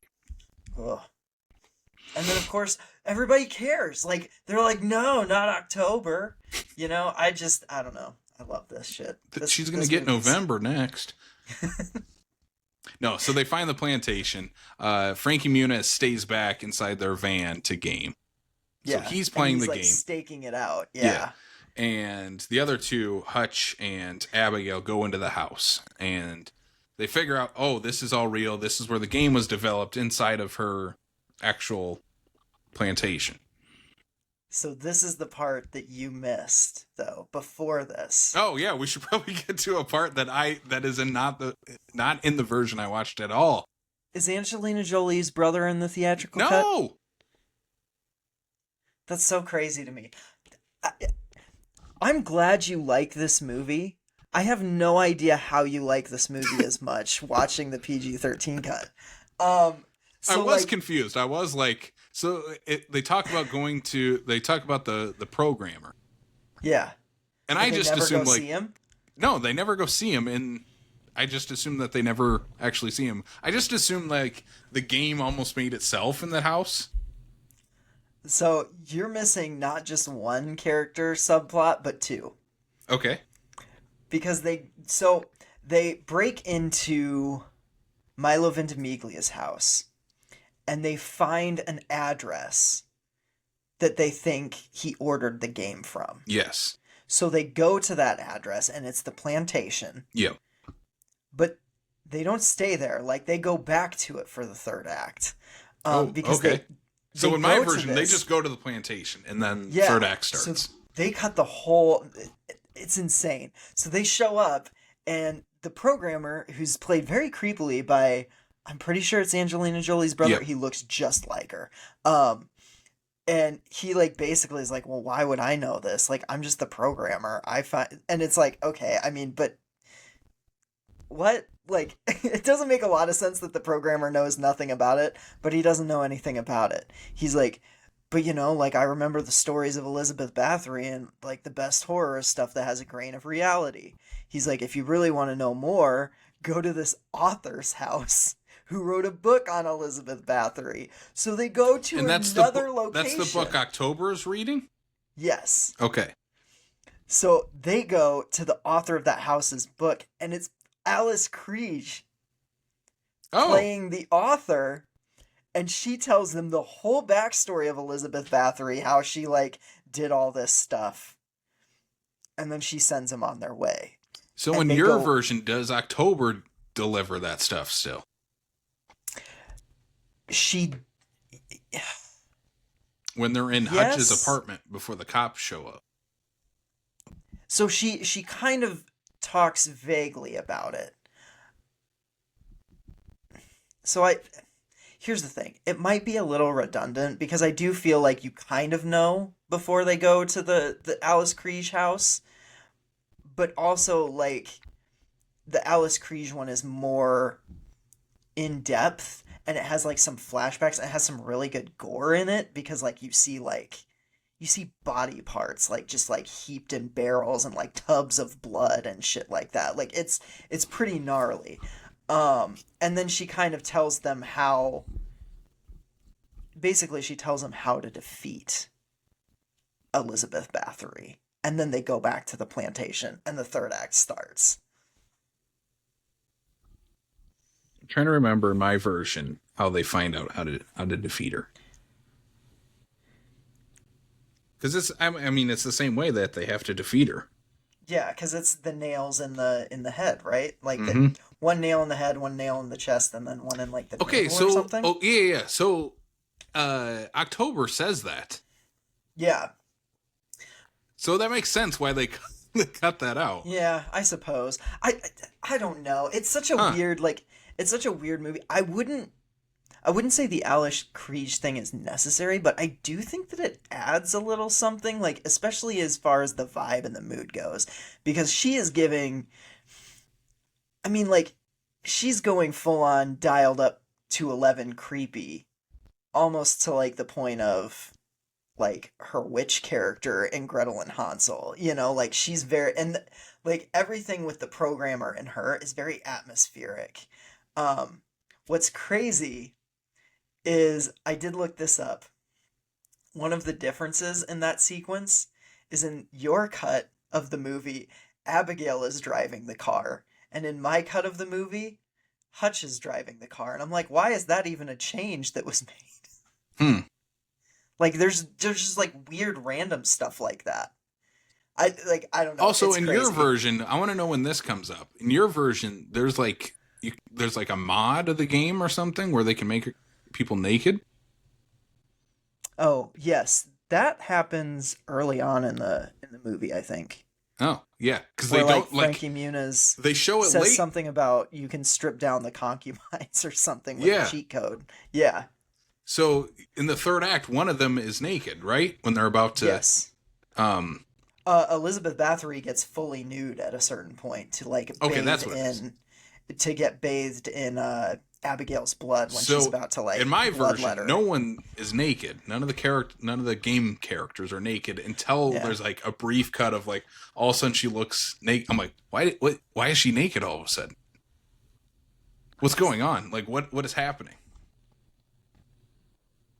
I am getting my DVD out. One of my favorite parts of this third act, though, because we're both there now. Well, I'm Yeah. finally caught up. We're both there. From the 15 minutes I missed in my version. We're both there. What I love is that Frankie Muniz is playing the game yet, and he can tell Hutch what's going to happen next and where places are. Like, hey, take a left here. And then you're going to go down the stairs here and go up the stairs here. So he's like guiding him through this. I do like that a lot. I also like that he can drop stuff in the game and then have it show up in real life. I think that's cool. It's a dumb movie thing, like obviously, but like it's a killer video game movie. How cool is that? One of the characters drops a crowbar, another character can pick it up. It's like they're both still playing the game. There are people that use lines like, if you die in the game, you die in real life, or like the game's playing by itself, or stuff like Frankie Muniz being able to drop a crowbar and Hutch can pick it up in the real world as like, these are reasons the movie is bad. I'm like, what the fuck do you want from a killer video game movie? Like, it's a killer video game movie. Okay, I'm going to throw someone under the bus here. I was listening to the Dead Meat podcast. Yeah. And James and Chelsea hate this movie. Yeah, I don't get it. Completely threw it under the bus, including what we just talked about, the characters dropping something and pick them up. There's plenty to make fun of in this movie. Oh, yeah. Like Frankie Muniz's visor is the biggest one, I think. That's not one of them. It's a killer video game movie. Like, that's a great concept to throw into this type of movie. I don't know why. I agree. I really don't understand that. For years, I've been like, this movie is not high art. No, it's not trying to be. It's a killer video game movie. 12% on Rotten Tomatoes, and I'm like, how is that a 12%? Like, how do only 12% of all critics give this a positive review? What the fuck? Yeah, I don't know. It's insane. It doesn't make any sense. So, this is one of my prized possessions in my DVD the collection. Unrated cut. I need to see if Last Stop has that. So one of the cool things you can do is like there's a character like you build your own character menu, and if you do the right combination of characters, it unlocks like a special menu and all that kind of stuff. Like it's just stupid Easter egg mid 2000s DVD stuff. None of it's consequential. But I love that this movie it has a checklist on the back of all the things that you can get in the unrated cut that are not in Oh, the okay. theatrical. Violence, gore, sex/nudity, Yep. profanity, Yep. and drug use. Yeah, cocaine is cut completely from the PG-13 version. Yeah, like He's still Jimmy cocaine's Simpson's cut. still ripping a bong, but See, I'm shocked that some of that made they don't it. show I'm the shocked bong. that They just see him. You just see him lifting up and smoke coming oh out of his mouth. oh yeah, you see the bong in the Yeah, you don't see the bong. You don't see any of Adam Goldberg's cocaine, though. yeah It yeah makes more sense why he's so scared in his office. right. It even says in the end of the little like plot blurb, it's like more spine-chilling gore and action, plus all new, never before seen material, including a new character and subplot, push this version way over the edge of what could be seen in theaters. Watch I this love version this because there's DVD. 2 goddamn characters that aren't in the other one. Ugh. Yeah, and I would say it's worth it for the audio commentary alone. I was only half paying attention because I was like doing dishes and other things, but like, oh my god, it's so good. It's such a fun DVD. Like, I don't know. Yeah, I'm gonna have to pick that up. So at the end, Hutch overcomes his fear of fires and Yeah. ends up And putting a the pretty cool nails. fire stunt too. Yeah, Like, it's a good fire stunt. yeah. He drives the nails into Elizabeth. That like kind of powers her up in a way to come like final boss status. She gets like Yeah. a really long mouth. Like it looks awesome. It looks so Yeah. good. I love the shot of her just like hunched over and the nail just comes out of her forehead and Yeah. flunks to the ground. Like it's like, oh god. Yeah, he And lights then her up. Alienware saves the day. Alienware saves the day because she doesn't like mirrors. Yep. Uh Yeah, so she yeah. burns. And then we find out that Swink is still alive. So he was getting chased down by Elizabeth, and He fell he into fell into a rose bush. bush and has all these roses. And it like, Yep. and I assume in your version it just cuts away from him. Yeah. Yeah. Yeah. I don't Like like you- that. I'm like, we know he's alive. He's in a rose bush. You made it very clear. Roses are like. Yeah, that's Should like have the given. one. He should have like thrown a rose in the third act to save Yeah. one of them. Yeah, I agree. I kind of wish that he hadn't gotten sidelined for so long because I'm like, we know he's still alive. Like, and even as a dumb kid who had never seen a horror movie before, I knew. I'm like, no, the rules you set up mean that like he's still Yeah. alive. Like, and then we get the stinger at the end of this movie. Also, real quick, that video game store clerk, one of the best parts of the movie, because like if you've ever been, well, if you were ever in a video game store circa like 2006, you knew that guy. Yeah. The one that's like, yeah, stay Yeah, alive, man. yeah. It's a game. It's a really good game. Like you knew that guy who was just like You so should just excited. like really play Mass Effect 2. Yeah. So good. There's this new video game that's out. It's called Stay Alive, a game to die for. You should probably check it out. It's only on PlayStation 2. And I do love the end where he opens up the box and it's just an entire batch of Stay Alive games. And he goes, yeah, and he puts it on the like demo thing. Yeah. So good. I love this movie. It's like fuck. I love this. Yeah. I cannot wait to watch the unrated cut because I loved the PG-13 cut. I thought it was great. But yeah, seeing as there's an entire subplot missing from the version I watched, I need to watch this now. So Yeah. is there only the DVD version of this movie? I think so. I don't know if they've ever had a Blu-ray, honestly. Because the same thing goes for what we said about Arcade. I want a full version of Arcade or Stay Alive on Blu-ray with a making of documentary, like Scream Factory, you gave us House of Wax on Blu-ray with all of that special features. Where is a Stay Alive? Yeah, there's only the DVD. If you look at Wikipedia, Okay, only DVD and only the home DVD. release. Also, I This want is to actual crazy. someone needs to make a A Steam Stay Alive. version of Stay Alive where you can play it Yes, online. I agree. I think the biggest problem with this movie is that they didn't do a video game tie-in.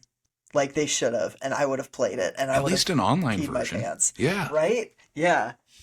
Um, as of December 2011, the total amount of DVD units sold was 874,827, bringing in 13,636,869 in revenue. This movie cleaned up on DVD, and I think it's because of Probably this because of the version. unrated cut. Yeah. Like like honestly, I think if any one of like Scream Factory, Arrow, Kino, like any of those were like, yeah, we're gonna put out a Blu-ray that's gonna have both cuts on it, that's gonna have some bonus features, we're gonna bring the cast back for like retrospective interviews, I think they'd make bank. This is a cult classic for a reason. Put Like, put a version of the game on the Blu-ray. yeah, yes, exactly. Like, oh my God. I seriously like I feel like they're sitting on money not Yeah. giving this a proper re-release. So Sam, I think on Letterboxd I gave this a 3.5 Yeah. out of 5. Bumping this up to a 4. This is 4 out of Yeah. 5 for Stay Alive. This movie rules. I cannot wait to watch it again. It's gonna be it's gonna be on my rotation now. Yeah, you know what? I have long loved this movie, but I've always rated it low because I'm like, well, like I know, but no, fuck that. It's a 4 star. It's so good.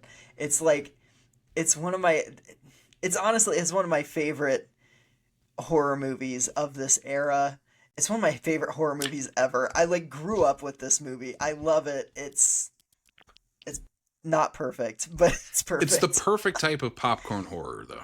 Yeah, it really is. Like if you're looking for good popcorn horror, you cannot do better than this. Like it is entertaining throughout. Like it's funny, it's fun, it's kind of spooky at times. Like I don't know. I love this movie. I'm so glad you liked it. I'm so glad we covered it on this fucking podcast finally. Like, yes. Yes, Stay Alive Arcade are killer video game double feature. Check both of them out. I think these make for a perfect double feature in so many different Yeah. ways. So many similarities between the two of two different versions of the movie. Stuff being cut out of these versions. Yeah. Disney is involved in both of these from a Yeah, lawsuit isn't with that Full Moon nuts? and produced Stay Alive. So there are so many similarities between these two. I think it's a perfect killer video game double feature. Yep. Yep. Also, I, since this is a Disney movie, October is a Disney princess. She is. she is. I don't make the rules. It's just how it is. Sam, why don't you go ahead and give us our final ad read of the show? Yeah. All right. Fangoria, for over 40 years, has been the leading source in horror for all things spooky, horrific, and macabre. The famed magazine is back with a vengeance each quarter with a brand new issue of Fangoria magazine featuring interviews, retrospectives, and insight into the world of horror. We have an exclusive offer for our listeners to save 20% off their subscription to the magazine, the latest Fango merch, and so much more. You can visit shop.fangoria.com/screams from the basement or scan the QR code at the bottom of the screen and use promo code screams from the basement at checkout. Thanks, Fangoria, for helping support the show. Casey, Sam. what have you been doing lately? I only have two things in my doobie doing. One kind of ties into this. I watched a couple 2025 horror movies. Nice. I watched one that is based on a horror video game. Okay. A PlayStation one, not Stay Alive. It is Until Dawn. Yeah, how was this? The David F. Sandberg film, one of my favorite horror filmmakers working today, did Mhm. Lights Out, Annabelle Creation, the two Shazam movies. Now back in the horror game after doing the Shazam movies. The Thank dude, God. I think the biggest thing with this movie, and with any Sandberg movie, that dude is an open book for filmmakers. Hmm. Go to his YouTube channel. I think it's either David F. Sandberg or Pony Smasher, one of the two. And he does Yeah. making of documentaries, like 30-minute long making of documentaries about each and every one of his movies. He did it even for the Shazam movies. Yeah. Just put it out on his YouTube channel. Yeah, because he wants people to know like what filmmaking is about and how to do things, Yeah. even regardless of your budget, Yeah. which is fucking awesome. Yeah. Yeah, he's incredible. And yeah, I was super excited to watch it. It might be the weakest of his filmography that I've seen. There just isn't a whole Have lot you of. seen Shazam 2? I haven't seen Shazam 2, though. Watch Shazam 2 because you'll change your tune. Out of the ones I've watched, because I do like Shazam a lot. The Shazam first is one. good. Yeah. Shazam 2 is. Okay. And then Zachary Levi. Ugh. Yeah. That doesn't help. But Until Dawn, it's a time loop movie. Every night this group of teens that end up in this house die, and they have to face different monsters and creatures through every single night. The casting characters are the weakest part, but the part you go to see is all these practical effects that he threw into this movie. There was so many exploding bodies in it. It's incredible. All practical stuff. All the practical effects or all the exploding bodies are practical effects mixed with CGI. And I watched the behind the scenes documentary on this, and because he comes from a digital background. He isn't a practical film, like practical effects filmmaker. He came from the digital world. Like the original Lights Out is a digital effect that he did Yeah. at the end of that short film. So he does, but he obviously is a huge fan of like 80s, 90s horror movies. So he wants to do practical effects when he can. And he does the perfect blend. And he talks about this of how you need to use all the tools at your disposal, from practical effects to your CGI effects. And yeah, it's a fascinating movie to look at the behind the scenes making of. The movie's okay. Like, definitely don't need to watch it before you learn how the making of side of it. But yeah, I'm just glad that dude's making movies because he's so good. He's so relatable. He's an open book for filmmakers. Yeah, Until Dawn is definitely worth a watch. Definitely some good stuff in it. Definitely some good practical effects. Characters, story are almost non-existent. Yeah. Yeah, it's a video game movie. I don't know what you expect from that side of it. I watched one clip where like a body explodes, and I thought that was pretty great. Yeah, there's a lot of body exploding. Yeah. Nice. Went out to the theaters to watch the James Franco and Alison Brie starring film Together, which is a body horror romance movie. Seems like a lot of people are like going nuts for this movie. Not your thing? Now, it's okay. It's fine. Yeah. Like, the film doesn't go as hard as I think it could have. Really? Yeah, Okay. and it's got a weird blend of, it throws in elements of humor, but not enough. I think the biggest tone that does work for it is the romance side of it. Because it is a romance horror, body horror comedy movie. Well, and it helps that it's an actual married couple at the center. Yeah, of it too. and they're very Yeah. good. They obviously have great chemistry between the two of them. Yeah, I think it's a step up from the last time that I saw them work together. The Rental. Oh God, I fucking loved that movie. I really did. That one made my top 10 of the It did. 2020. Well, it came out in 2020. Yeah, but it would have made my top 10. Like I dug that movie. I get why people didn't, but I appreciated it. Yeah. Some of the practical effects in this that they do have are pretty good. They use a lot of digital though, as we're talking about effects. There's an effect at the end of the movie that is purely digital, and it doesn't look good. So that sucks. I don't know. I think mileage definitely varies on this one. I thought it was just okay. Yeah, Yeah. that's fair. But the only other things, I picked up a couple books that I'll show off quick. Nice. Was at Barnes and Noble. Picked up The Devil in the Door, which is a bunch of horror poems from Xavier Pastrano, who's I believe a Sioux Falls resident, at least a South Dakota resident. Yeah. That cover rules. Yeah, I love that. great cover. Haven't dove into this yet, but there are some obviously poems. There are also some illustrations in here as well. So excited to jump into that. Also features a blurb on the back from our boss Doug Morano at Bad Hand Books. Boss man.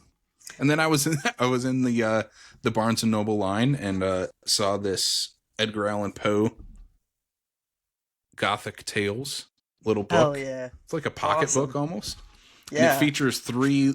So like these are like gifts. Like they're the little like public domain, I guess, type books that they have at Barnes and Noble that are definitely meant to be like gifts for people, because this one literally in the first page has a to and from. Yeah. But the artwork is so cool on it, and I love Edgar Allan Poe. This one features the Mask of the Red Death Nice. and the Telltale Heart in it. So, ooh, yeah, 2 of my favorites. Yeah, Those are yeah. So I was like, I'm gonna pick that up. It was literally $3. Love that. Like, I need Love a little that. Edgar Allan Poe pocketbook. But that's it. That's awesome. all I've been doing. Sam, what about you? I know you have a couple things that you've done.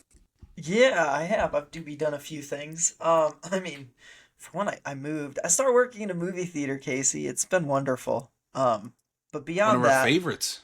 one of our favorites. I'm working at the Coyote Twin. The Coyote Twin. Coyote Twin. You're from Twin. fucking Vermilion. Get it right now. God damn I'm it. from Vermilion now. I can't fuck that up. So yeah, if you're ever in the area, come by and Make I'll fun of be Sam for slinging calling it popcorn. Coyote. Yeah, exactly. But yeah, no, we watched Joe Bob, at least the first part. I fell asleep through the second movie as I tend to do. But Joe Bob had an aquatic horror. The same Friday that we put out our aquatic horror episode. He played 2 different movies. What the hell? But Stealing our idea, JB. he started the night with Piranha, Joe Dante's Piranha, which is a movie I love. I'm a big fan. I kind of wish he would have played Piranha 2 because that one's even more nuts. We should cover Piranha 2 on this show. Next summer, Casey, this needs to be our aquatic horror, because I haven't seen either. Neither of them? Okay, yeah. And we have to watch Piranha 2 together. Like, that has to be a movie night. Okay. It's wild. But yeah, I love Joe Bob. I love when he plays. I love when he plays stuff that I haven't seen before. I also love when he plays a classic that I just fucking love, and Piranha is one of those. It was a great episode. He followed it up with Crocodile. I believe it's a Thai film. It's an Asian film. It's from East Asia, and I only made it through about the first half of the movie, and what I saw I really liked. But yeah, it was a fun night. We watched one of our 50s sci-fi in like our box set that we have. I watched Monster on the Campus for the first time, which is about a college campus that's being terrorized by a Neanderthal man. Yeah. Have you seen this? No. This It's- sounds awesome. It's wild. So like it starts with one of the like science professors bringing a prehistoric fish that he found into his lab, and the fish is like in a crate full of water, and as he's transporting this fish to the freezer, he like puts his hand in the mouth of the prehistoric fish, and the fish fang bites him, right? And then he dips his hand in the water for some reason. And it takes this super smart scientist the entire movie to realize he's the monster. But like the whole thing with it is the water mixed with the fish bite, which seems to happen to a bunch of different things, reverts whatever organism back to their like prehistoric nature for a short period of time. So there's like a dragonfly that like goes in the water and then it leaves the lab, and then all of a sudden outside the lab there's a giant dragonfly like trying to burst in through the windows. A dog drinks the water and then like grows these like saber-tooth fangs and is like really aggressive and shit.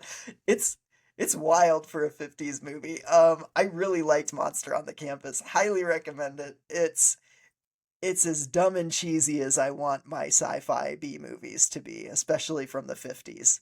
I had a lot of fun with it. This week Maria and I will be going to see the Saw parody musical at the Washington Pavilion. We're very excited. She had never seen any Saw movie, and so I was like, I mean, you have to at least watch the original before we go to this thing. Yeah. So we watched the original Saw. I love this movie. That's wild, though. She went through high school not watching Saw.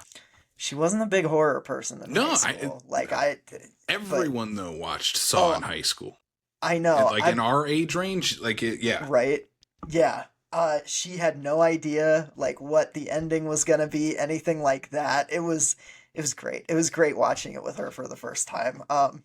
She liked it. She was like, I don't know if that's like a put on anytime kind of movie. And I'm like, no. I mean, it's not for me either, but like, I love it.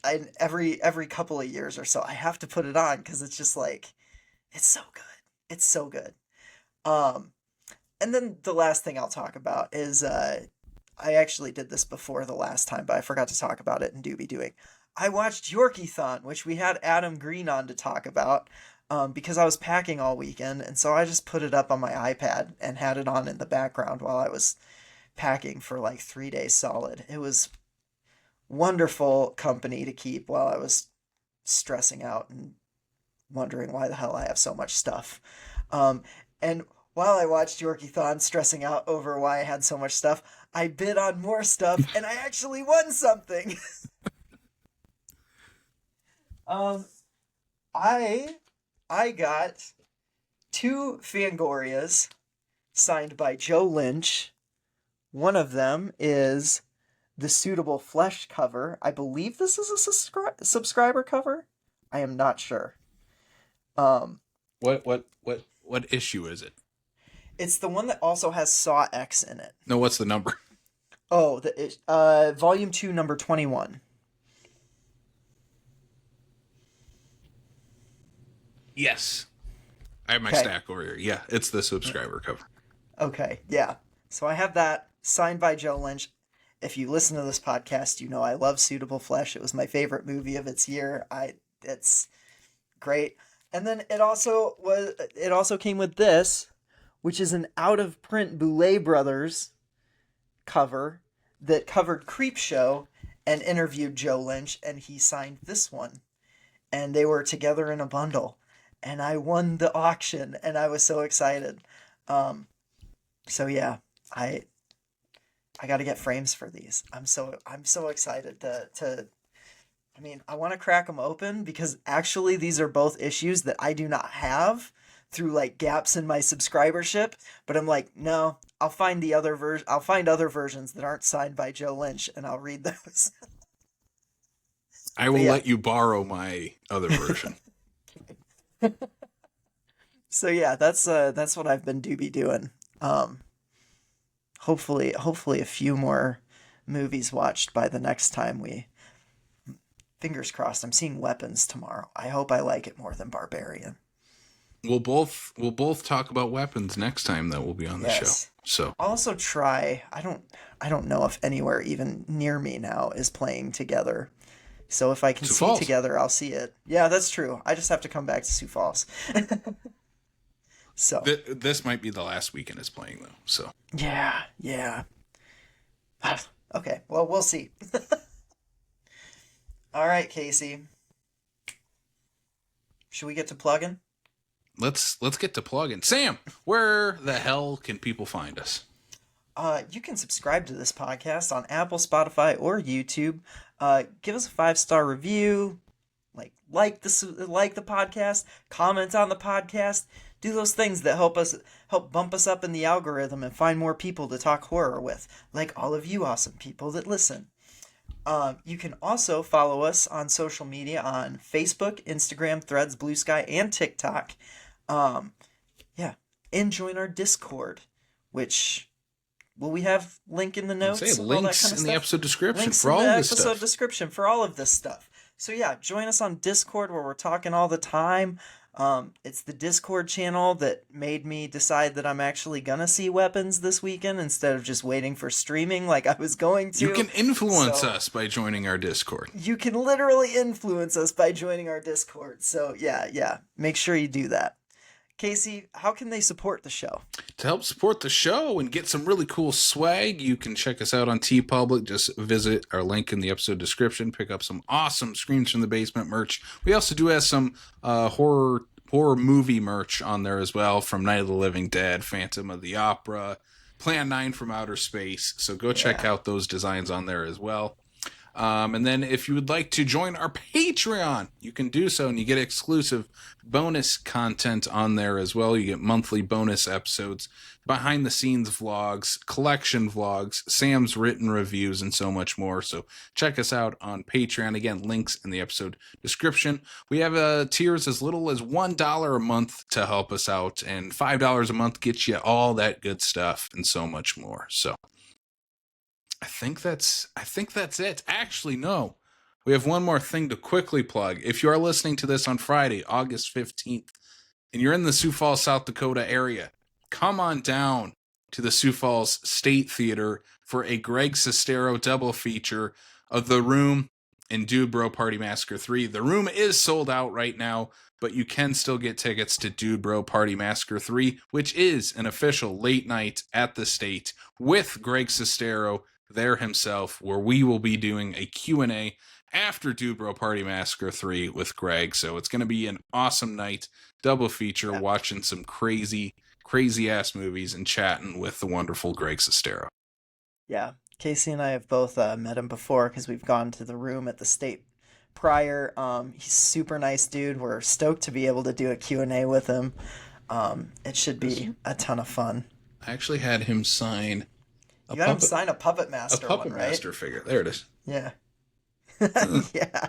Way up there is his signature. But yeah. Hell yeah. From retro Puppet Master that he was in. But yeah, if you're in the area, come on down, come hang out with us. It's going to be a good time. But Sam, why don't you go ahead, give the people that sign off. Well, everybody, thanks for tuning in. And sweet screams.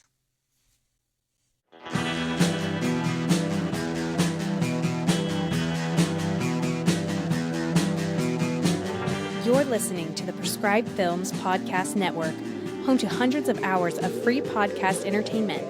The shows on this network all have a common goal, providing you with the best discussions about movies and other forms of entertainment media.